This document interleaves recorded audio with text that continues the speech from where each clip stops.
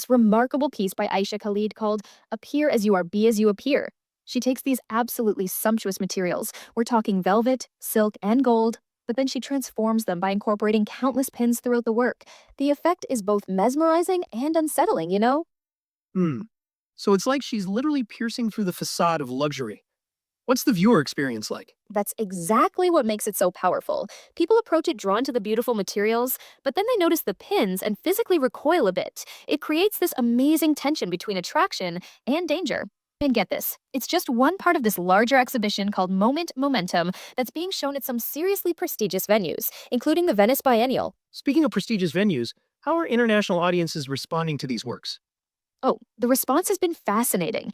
There's another piece in the exhibition by Rashid Rana called Desperately Seeking Paradise that really demonstrates how these works transcend cultural boundaries. It's this large scale sculpture that completely changes depending on where you stand. Like, you literally have to walk around it to get the full experience. Well, that's interesting. So the viewer becomes part of the artwork in a way. Exactly. And what's really cool is how this exhibition connects to the influence of Zahor ul Akhlaq. Like, you can see how these contemporary artists are taking traditional elements and just completely revolutionizing them. The way they're using materials and space is pushing boundaries while still maintaining this deep connection to their cultural heritage. That balance between tradition and innovation seems crucial. How do you think this affects the future of contemporary art? You know, that's such a good question. What we're seeing is this incredible momentum building. These artists are being featured alongside major international names, and they're not just participating in the global art conversation, they're actively shaping it. The exhibition is being shown at the Asia Society Museum in New York, the Singapore Art Museum, and other major venues. So it sounds like this is really more than just a moment, it's a movement. Absolutely right. And what's particularly exciting is how these works create these unexpected dialogues with each other.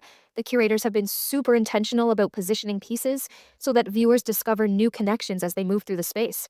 It's like this constantly evolving conversation about beauty, perception, and cultural identity. That curatorial approach must add another layer of meaning to the individual works. Oh, totally. And here's what's really fascinating. This is just the first curated exhibition from this collection. It's like we're getting this amazing glimpse into something that's still unfolding.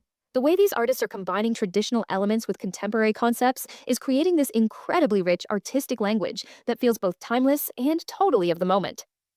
Surprise you. Spain's oldest family business isn't a restaurant or a bank, but a winery that's been operating since before Shakespeare was born. The Cadornia Winery has been crafting wines since 1551, and their story reveals something fascinating about how traditions survive through centuries of change. Well, that's quite remarkable when you think about it. How do you think they've managed to stay relevant for nearly 500 years? You know, it's really about their ability to innovate while honoring tradition. Like, in 1872, they became pioneers in Spanish cava production, essentially creating an entirely new market.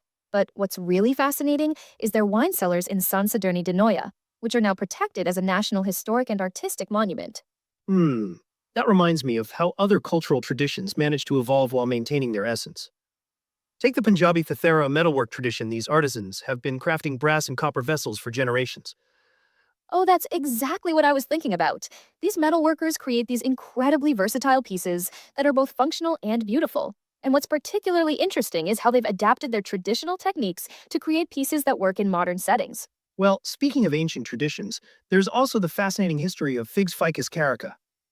They're actually one of the earliest plants cultivated by humans. That's such an interesting connection because all these traditions, whether we're talking about winemaking, metalwork, or fig cultivation, they're fundamentally about bringing people together. You know how they say no celebration is complete without food? These traditions are living proof of that. So, what do you think makes these particular traditions so resilient?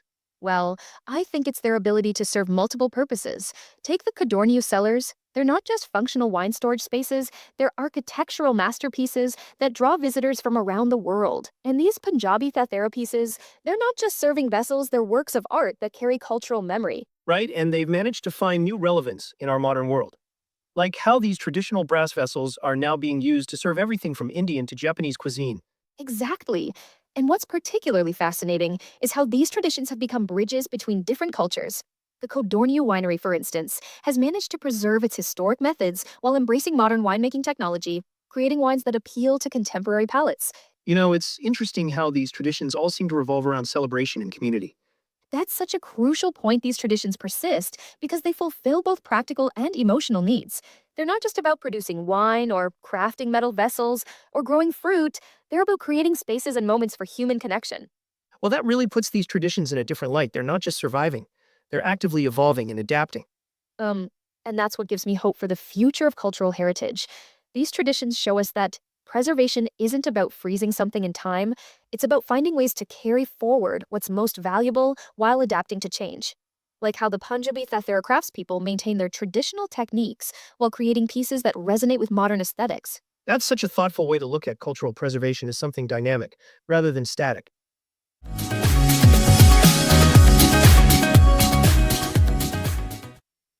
Intriguing contrast. How did these two completely different approaches develop?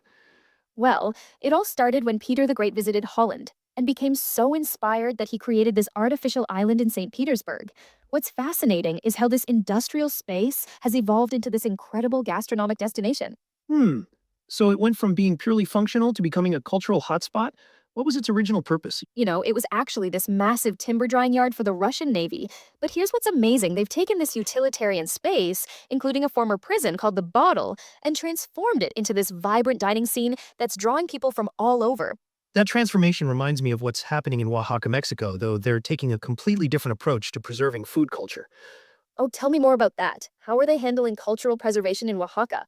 Well, Tilantongo, they're maintaining this incredible agricultural system called Milpa. It's like this perfect ecosystem where corn, beans, and squash grow together in harmony.